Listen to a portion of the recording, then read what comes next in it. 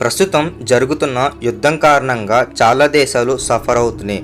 మరియు Israel, USA, Iran ఈ war మధ్యలో ఇప్పటికే చాలా బ్యాలిస్టిక్ మిసైల్స్ అనేవి యూజ్ చేయటం అయితే జరిగింది. యుఎస్ గవర్నమెంట్ మిసైల్స్ అనేవి ఇరాన్ మీద వేసినప్పుడు ఇరాన్ కూడా తిరిగి యుఎస్ఏ మీద వేయకుండా మిడిల్ ఈస్ట్ కంట్రీస్ మీద వేయటం మొదలుపెట్టింది. మరియు సౌదీ అరేబియా, కువైట్లో ఉండే ఇంటర్నేషనల్ గ్యాస్ స్టేషన్స్ మరియు దీంతో పాటుగా ఎల్పిజి ప్రొడక్షన్ కంపెనీస్ అన్నిటి మీద బాంబులు వేయటం జరిగింది. దీని కారణంగా ఆ ఫ్యాక్టరీస్ మరియు రిఫైనరీ ఆయిల్స్ అనేవి దెబ్బతింటం అయితే జరిగింది. ఇప్పుడు వీటినన్నిటిని ఫిక్స్ చేసి మళ్ళీ నార్మల్గా రన్ చేయడానికి చాలా టైం అనేది పడుతుంది.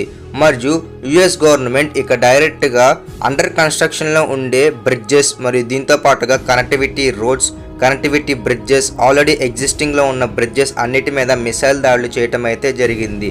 మరియు యుఎస్కి చెందిన F-15 అనే ఒక ఫైటర్ జెట్ ఇరాన్ భూభాగంలో అది కుప్పకూలటం అయితే జరిగింది. మరియు ఇది ఎలా కుప్పకూలిందంటే ఇరాన్కి చెందిన ఓల్డ్ మిసైల్ అనేది రష్యా నుంచి కొనుక్కోవటం అయితే జరిగింది. ఈ ఓల్డ్ మిసైల్ అనేది లేటెస్ట్ టెక్నాలజీ అయిన F-15 మీదకి లాంచ్ చేయటం అయితే జరిగింది. మరియు దీని కారణంగా ఆ మిసైల్ అనేది డైరెక్ట్గా F-15కి హిట్ అయింది. మరియు ఈ మిసైల్ అనేది ఎలా వెళ్తుందంటే మాన్యువల్గా దీన్ని ఆపరేట్ చేయాల్సి ఉంటుంది. మరియు దీంతో పాటుగా ఎప్పుడైతే F-15 ఫైట్ అనేది ఎక్కువగా హీట్ అనేది వదులుతుంది మరియు ఈ హీట్ని బేస్ చేసుకొని ఆ మిసైల్ అనేది ఆ టార్గెట్ వైపుకి పంపించడం అయితే జరుగుతుంది. అయితే మిసైల్ని ఎలానా సరే కూడా డైవర్ట్ చేయడానికి F-15 ఫైటర్ జెట్స్లో యాంటీ మిసైల్ బాంబర్ అనేది ఉంటుంది. మరియు దీని కారణంగా అవి కొన్ని ఫాల్స్ మిసైల్స్ అనేది రిలీజ్ చేయడం అయితే జరుగుతుంది. దీని కారణంగా ఆ రాకెట్ అనేది డైవర్ట్ అయ్యి వేరే మిసైల్స్కి తగలటం అయితే జరుగుతుంది. కానీ ఇక్కడ మటుకు మిసైల్ అనేది డైరెక్ట్గా ఫ్లైట్కి హిట్ అయింది. మరియు అప్పుడు ఇద్దరు పైలట్స్ అనేవాళ్ళు దాని నుంచి బయటకు వచ్చేయటం అయితే జరిగింది. ప్రస్తుతం వాళ్ళ ఇద్దరు ఎలా ఉన్నారు అనేది ఒక పెద్ద క్వశ్చన్ మార్క్. దీంతో పాటుగా ఇరాన్లో జరిగే యుద్ధం అనేది అండర్ గ్రౌండ్ బంకర్స్లో ఇంకా 50% మిసైల్స్ అనేవి వాళ్ళు దాచిపెట్టి ఉంచారు. మరియు ఈ వార్ అనేది ఇలాగే దాదాపు 3 నుంచి 4 సంవత్సరాల దాకా జరిగే ఛాన్సెస్ కోసం అనేది ఇరాన్ వెయిట్ చేస్తుంది. మరియు దానికి కావాల్సిన అన్ని రకాల యానిమేషన్ మరియు దీంతో పాటుగా వాళ్ళకి కావాల్సిన ఆర్టిలరీ అన్నీ వాళ్ళు రెడీ చేసుకొని ఉంచుకున్నారు. మరియు ఇప్పుడు ఈ యుద్ధం అనేది ఎలా జరుగుతుంది అనేది ఎవరికి అర్థం కావట్లేదు. యుఎస్ దేశం ప్రెసిడెంట్ అయిన డొనాల్డ్ ట్రంప్ ప్రతిసారి వచ్చి మేము ఇరాన్ని 90% డ్యామేజ్ చేసేసాము అని ఆయన చెప్తున్నారు.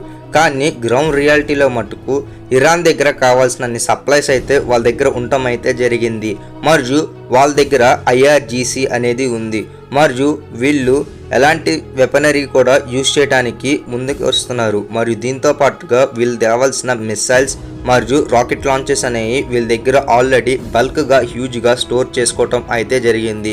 దీంతో పాటుగా స్ట్రైట్ ఆఫ్ హార్మోజ్ని వీళ్ళు క్లోజ్ చేయటం అయితే జరిగింది.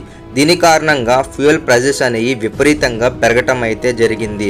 ప్రస్తుతం యుఎస్ ఎయిర్ ఫోర్స్కి సంబంధించిన చాలా మందిని గ్రౌండ్లో వర్క్ చేయడానికి డైరెక్ట్గా ఇరాన్ దగ్గరలో ఉండే కార్గ్ ఐలాండ్ మీదకి పంపించడానికి రెడీ చేస్తుంది. మరియు దీంతో పాటుగా సౌదీ అరేబియా దగ్గర ఉండే అమెరికా బేసెస్లో వీళ్ళందరినీ డిప్లాయ్ చేయటం అయితే జరుగుతుంది.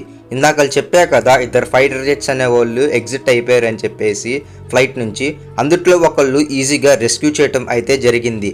మరియు మిగిలిన ఇంకొకళ్ళు మిస్సింగ్ అవటం అయితే జరిగింది.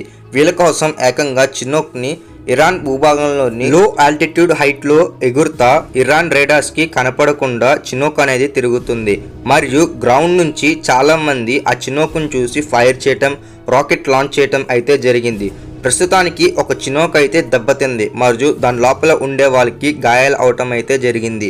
దీంతో పాటుగా అమెరికాకి సంబంధించిన పైలట్ని ఎవరన్నా సరే పట్టుకున్నట్లయితే వాళ్ళకి పెద్ద బౌంటీ ఇస్తాను అని చెప్పేసి ఏకంగా ఇరాన్ గవర్నమెంట్ అఫీషియల్గా డిక్లేర్ చేయటం అయితే జరిగింది. ప్రస్తుతం యుఎస్ గవర్నమెంట్ ఎలానా సరే కూడా అతన్ని రెస్క్యూ చేయాలని చెప్పేసి చాలా విధాలుగా ప్రయత్నిస్తుంది. ఆ పైలట్ని కనుక ఇరాన్ గవర్నమెంట్కి పట్టిస్తే ఏకంగా $60,000 ఇస్తాను అని చెప్పేసి ఇరాన్ గవర్నమెంట్ ప్రకటించడం అయితే జరిగింది.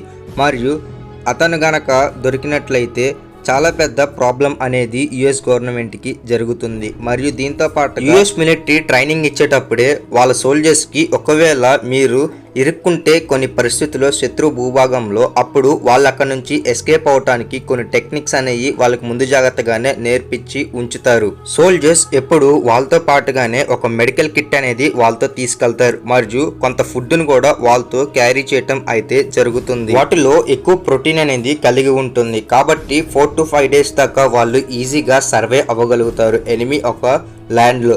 ఈ లోపల రెస్క్యూ టీం వాళ్ళని రెస్క్యూ చేయాల్సి ఉంటుంది మరియు అమెరికన్ గవర్నమెంట్ తీవ్రంగా ప్రయత్నిస్తుంది మరియు డొనాల్డ్ ట్రంప్ మరియు కొంతమందిని జనరల్స్ ని ఆర్మీలోంచి తీసేయటం అయితే జరిగింది. దీనికి రీజన్ ఏంటంటే డొనాల్డ్ ట్రంప్ ఆ దేశంలో ఉండే స్కూల్స్ హాస్పిటల్స్ మీద కూడా బాంబులు వేయమని వాళ్ళతో చెప్పారు మరియు ఇది వార్కి విరుద్ధం అని చెప్పేసి వాళ్ళు ఆయన మాటలనేవి ఎగ్జిక్యూట్ చేయకుండా అలాగే ఆపేశారు. దీంతో ట్రంప్ కి ఇది నచ్చలేదు. దీంతో ఆ చీఫ్ ఆఫీసర్స్ అందరినీ డిస్మిస్ చేయటం అయితే జరిగింది వాళ్ళ జాబ్స్ నుంచి.